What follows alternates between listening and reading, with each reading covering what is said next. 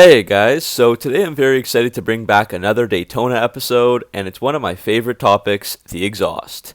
If you're new to the channel, this is my 2006 Dodge Charger Daytona RT. It had a stock 5.7L Hemi V8 under the hood, but after dropping a valve seat and getting a lot of damage, I decided to put a 6.5L naturally aspirated stroker motor into the car. This engine was built and assembled by Ned and the team at Rolling Thunderz, and all the other work on the car was done by Tony at MorePower Performance. They also built me the custom exhaust, so I wanted to go over all the details and give you guys a good look under the car, and have lots of sound clips as well. I'll also try to leave links in the description for parts when possible. So let's get right into it. So first, a quick car overview to get you familiar with the car if you're new here. So the bore was increased by 0.02 inches from 3.917 inches stock to 3.937 inches, and the stroke was increased as the stock crankshaft has a 3.578 inch stroke, while the forged steel stroker crank that we used has a 4.05 inch stroke. All that math means that the engine now has 6.5 liters of displacement.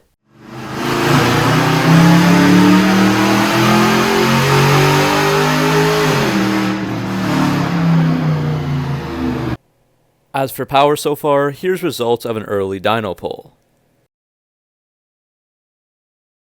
For now, the engine is still paired with the stock NAG1 5-speed W5A 580 automatic transmission with auto stick, and there's also the stock rear differential with a 2.82 ratio, but that will be getting a GetRag 3.07 soon.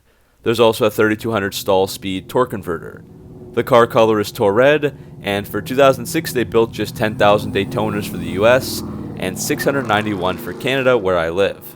So for the Red version, there's just 2,000 of them in the US and another 200 for Canada, and I've got number 165. Before we dive into the exhaust, here's a quick overview of what was done, and now I'll talk about each part used, covering the details and costs, and then at the end I'll show all the noise. So first, let's start by looking at the headers. I'll probably do an entire separate video on this topic in the future as well. There's a lot to talk about with headers. We went with long tube headers from American Racing, 1 7/8 inch times 3 inches, with catalytic converters on the mid-pipes. If you're wondering, this size with the cats retails for $2,150 US on the American Racing website. These are meant for the 5.7L engines with D-port heads, and I'm using Eagle Hemi heads on this build, so that's a perfect match. Headers are the first part of the exhaust system between the cylinder heads and the front exhaust pipe, and they generally replace your OEM exhaust manifold, downpipe, and catalytic converter.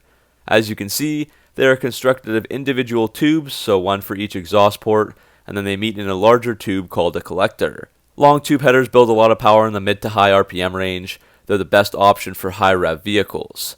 The longer port pipes result in lower exhaust back pressure, meaning improved oxygen intake and a boost in horsepower. Another option is shorty headers, but those perform best in the idle to mid RPM range, so that's better for vehicles that rely on low RPM power, like a daily commuter or a truck for hauling. Now you'll see some shots of those headers having changed color from the stock silver pipe to a matte black finish instead, and that's because I chose to ceramic coat the headers. To do that, I was charged $360 Canadian by a custom powder coating shop. In US funds, that might be like $275, $280. The ceramic coating was applied inside and out, hardening on top of the surface. These coatings can withstand temperatures of over 1600 degrees Fahrenheit, which makes them great for heat shielding and preventing pitting and corrosion. Honestly, I was on the fence about exactly how much benefit doing this would yield, but I went through with the ceramic coating since I was already spending lots of money on the project. Of course, it's impossible to measure just how much you're benefiting by doing this coating, but there are some benefits. The ceramic header coating is a highly durable substance that's meant to resist corrosion and heat, and make your headers look and function the same after years of driving. It improves the heat tolerance as the exhaust gas is very hot when it leaves the engine cylinders, so the ceramic is good at retaining that exhaust heat in the exhaust gas rather than letting it seep out.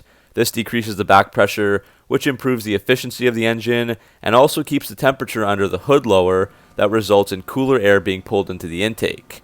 And less underhood heat also means it protects some other plastics and electronic parts that weren't meant to endure the heat levels that are produced by the exhaust.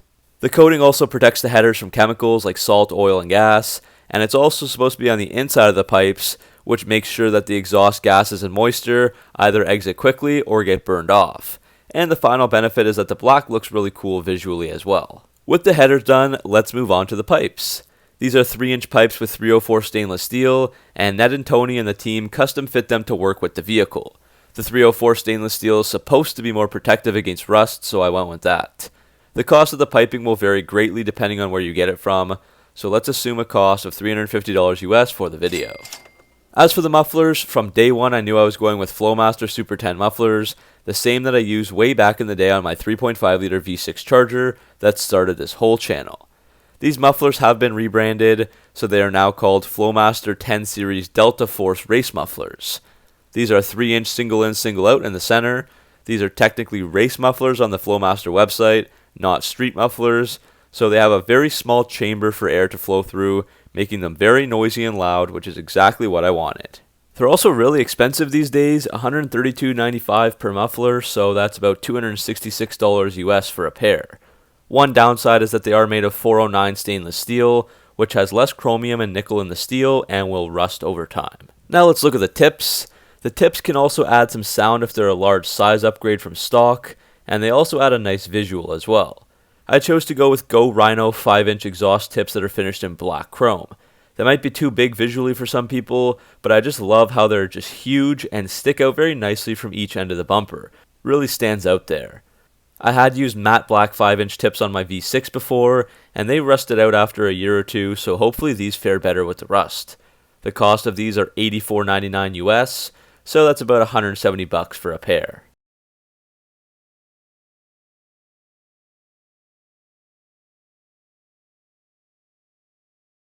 The final piece of the puzzle would be the cold air intake. I chose to go with a Mopar long ram cold air intake. This was an OEM piece that was made specifically for the 2006 to 2010 Chargers and Challengers with the 5.7 liter and 6.1 liter Hemis. I'm actually concerned that it might not be enough air intake for this engine, as those engines have 350 and 425 horsepower, but I might be changing that out in the future. To talk a bit about the cold air intakes, most of them today are not actually a true cold air intake, but just a short ram intake. The short ram intakes attempt to increase power by reducing the restrictions on the intake air, but at the end of the day, they still pull air from the engine bay, and that is warmer air. True cold air intakes move the location which the engine pulls in air from inside the engine bay to outside. So this Mopar unit is a true cold air intake. You can see the piping under the hood, but the filter to pull in the air is much lower down by the ground. The theory is that the air outside of the engine bay is cooler, thus denser and carrying more oxygen, so it will allow the engine to burn more fuel and produce more power. So that's exactly why I went with this one. It came at a cost of $325 US from Mopar. After all that info, here's a good look at the full exhaust system underneath the car from the headers and back. In the end, the price is less than a full bolt-on system by a company like Borla or Corsa, who charge upwards of $2,000 US for their bolt-on systems, and I was able to get exactly the muffler and tips I wanted, which either might not be compatible with those other systems, or it would cost you money on top of them. So I'm very happy with what I've got here. The total cost for all the exhaust parts, which excludes things like labor, would be around $3,500 US, and that includes the ceramic coated headers, the pipes, mufflers, tips, and the cold air intake. So with all that info out of the way, now here's some starts, pulls, and revs so you can properly hear the exhaust system. These were filmed in the winter, so I did the best that I could, but hopefully I will have more exhaust videos with better shots this summer.